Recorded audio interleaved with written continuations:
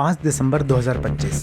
इस दिन रिलीज होती है रणवीर सिंह स्टारर धुरंधर, जो सिर्फ हिंदी लैंग्वेज में रिलीज हुई और 840 करोड़ की कमाई कर ऑल टाइम ब्लॉकबस्टर बन गई। इस मूवी ने लगभग हर तरह की ऑडियंस को अपनी ओर अट्रैक्ट किया। कई लोगों ने मूवी की जमकर तारीफ की तो कई लोगों ने इसे प्रोपोगेंडा का टैग दे दिया। पर सभी एक बात पर एग्री हुए कि अक्षय खन्ना के कैरेक्टर रहमान डकैत ने समा लूट लिया। रहमान डकैत की दी हुई मौत बड़ी कसाईनुमा होती है। और इस बात को इंडिया टुडे का 5 दिसंबर का ये आर्टिकल, जहां हेडिंग है Ranveer leads but Akshay rules, अच्छे से शोकेस करता है। अक्षय खन्ना का कैरेक्टर रहमान डकैत कोई पॉजिटिव कैरेक्टर नहीं, ये धुरंधर मूवी के फर्स्ट पार्ट का मेन विलन था, पर उसके बावजूद लोगों को ये कैरेक्टर सबसे ज़्यादा पसंद आया। और सिर्फ यही नहीं, बॉलीवुड मूवीज़ में हमेशा से कई ऐसे नेगेटिव कैरेक्टर्स देखने को मिले हैं जो मेन हीरो से ज़्यादा पसंद किए गए। कई नेगेटिव ट्रेट्स वाले कैरेक्टर्स तो दशकों बीत जाने के बाद आज भी ऑडियंस को याद है। तो चलिए जानते हैं कि ऑडियंस को नेगेटिव ट्रेट्स या नेगेटिव रोल्स करने वाला कैरेक्टर क्यों पसंद आता है। वह झुकेगा नहीं साला। जो डर गया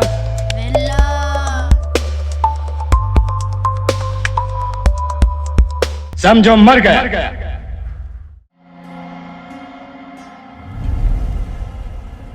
कई बार कैरेक्टर को इस तरह लिखा और डेवलप किया जाता है कि कैरेक्टर स्टोरी के अकॉर्डिंग परफेक्ट विलन बन जाता है। ऐसे में अगर कोई बड़ा स्टार ना भी हो तब भी वो एक्टर अपने कैरेक्टर की वजह से हमेशा याद रखा जाता है। ये सारा शहर मुझे लॉयन के नाम से जानता है। फॉर एग्जाम्पल, क्या आप एक्टर अमजद खान को जानते हैं? शायद एकदम से दिमाग में नहीं आ रहा हो, पर क्या आप कैरेक्टर गब्बर सिंह को जानते हैं? तो दिमाग में सीधा कितने आदमी थे वाला डायलॉग सुनाई दे रहा होगा। कितने आदमी थे? जी हाँ, अमजद खान ही वो एक्टर थे जिन्होंने गब्बर सिंह कैरेक्टर को प्ले किया था। और आज भी हमारे बीच ना होने के बावजूद अमजद खान गब्बर सिंह के कैरेक्टर से पहचाने जाते हैं। जो डर गया समझो मर गया।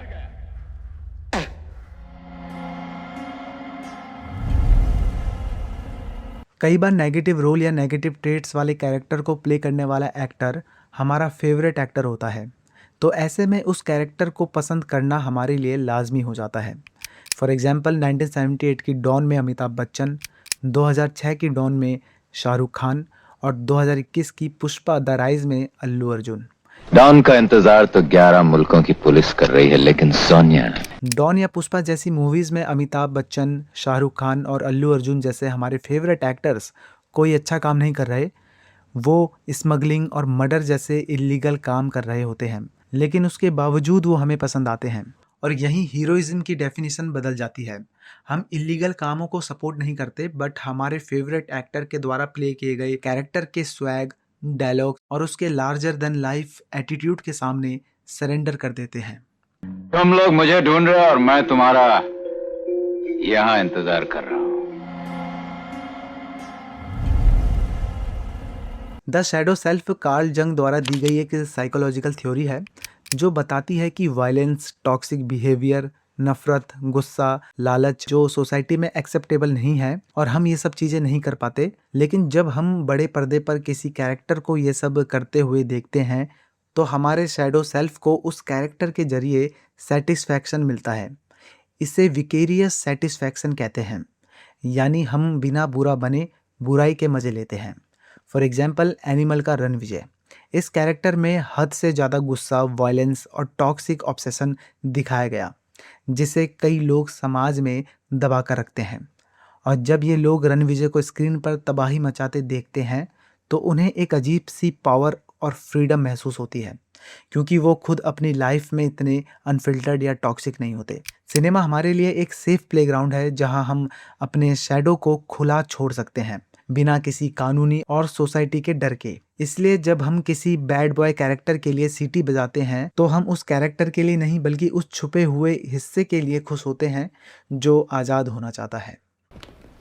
पापा पापा पापा सुनाई दे रहा है, बेरा नहीं हूं मैं।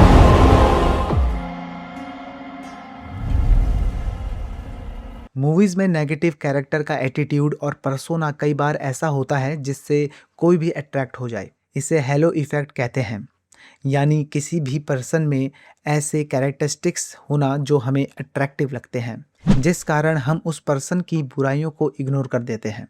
ज़्यादातर नेगेटिव कैरेक्टर में वो कैरेक्टरिस्टिक्स उसका एटीट्यूड और लीडरशिप क्वालिटी होती है। साथ ही ये कैरेक्टर अपफ्रंट होकर अपनी बात रखते हैं। फॉर एग्जाम्पल, एक आदमी बॉस की डांट सुनता है, बट स्क्रीन पर जब पुष्पाराज सिस्टम को ललकारता है और झुकेगा नहीं साला जैसे डायलॉग बोलता है, तो उस आदमी का भी गुस्सा निकल रहा होता है। इसी कारण इलीगल काम करने या माफिया होने के बावजूद पुष्पाराज उस आदमी को पसंद आता है। पुष्पा, पुष्पाराज, मैं झुकेगा नहीं साला। वैसे कई बार पुष्पा जैसे कैरेक्टर से लोग ज़्यादा ही इन्फ्लुएंस हो जाते हैं और स्मगलिंग जैसे क्राइम कर बैठते हैं, वो भी पुष्पाराज स्टाइल में। जैसे 2022 का रियल लाइफ इंसिडेंट, जहां यासीन इनायतुल्ला को लगभग 2.5 करोड़ की चंदन की लकड़ियों के साथ पुलिस ने अरेस्ट किया था। आमतौर पर हीरोज को हमेशा से परफेक्ट पोर्ट्रे किया जाता है, जो रियलिटी में बिल्कुल भी रिलेटेबल नहीं है।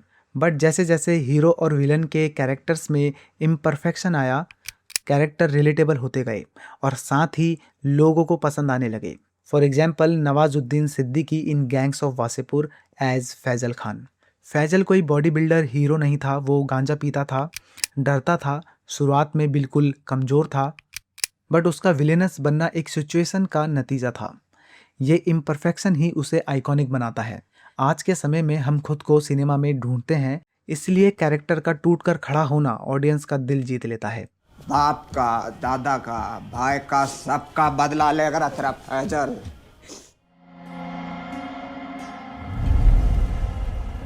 कई बार नेगेटिव कैरेक्टर या नेगेटिव ट्रेट्स वाले कैरेक्टर की पास्ट स्टोरी ट्रॉमेटाइजिंग होती है, उसका बचपन स्ट्रगल से गुजरता है। ऐसे में कैरेक्टर का नेगेटिव ट्रेट्स अपनाना या फिर पूरी तरह नेगेटिव बन जाना हमें रियलिस्टिक लगता है, और इसी को एल्बर्ट बंडूरा ने मॉरल डिसएंगेजमेंट थ्योरी का नाम दिया, जहां ये थ्योरी बताती है कि एक पर्सन इमोरल और डेंजरस बिहेवियर को खुद के लिए ठीक ठहराता है। फॉर एग्जाम्पल, बाजीगर मूवी में शाहरुख खान का अजय शर्मा वाला कैरेक्टर, बदलापुर में वरुण धवन का रघु का कैरेक्टर, एक विलन में सिद्धार्थ मल्होत्रा का गुरु का कैरेक्टर, ऐसे ही ऑडियंस को एनिमल में रणविजय का अपने पापा के लिए बदला लेना ठीक नजर आता है। पर रियल लाइफ में ऐसे कैरेक्टर्स सोसाइटी और खुद के लिए खतरा बन जाते हैं। तो क्या हम बुराई को पसंद करते हैं? शायद नहीं। हम उस फ्रीडम को पसंद करते हैं जो एक नेगेटिव कैरेक्टर स्क्रीन पर दिखाता है। ये कैरेक्टर सिर्फ विलन नहीं है, ये हमारे दबाए हुए इमोशंस का आईना है। फिल्में सिर्फ मनोरंजन नहीं, इंसानी दिमाग का एक गहरा सफ़र है।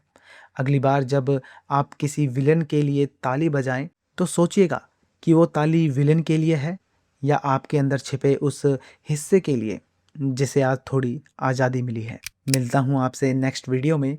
वीडियो पसंद आए तो लाइक एंड शेयर करें, साथ ही ऐसी और वीडियोस के लिए फिल्मी गुरु चैनल को सब्सक्राइब करें।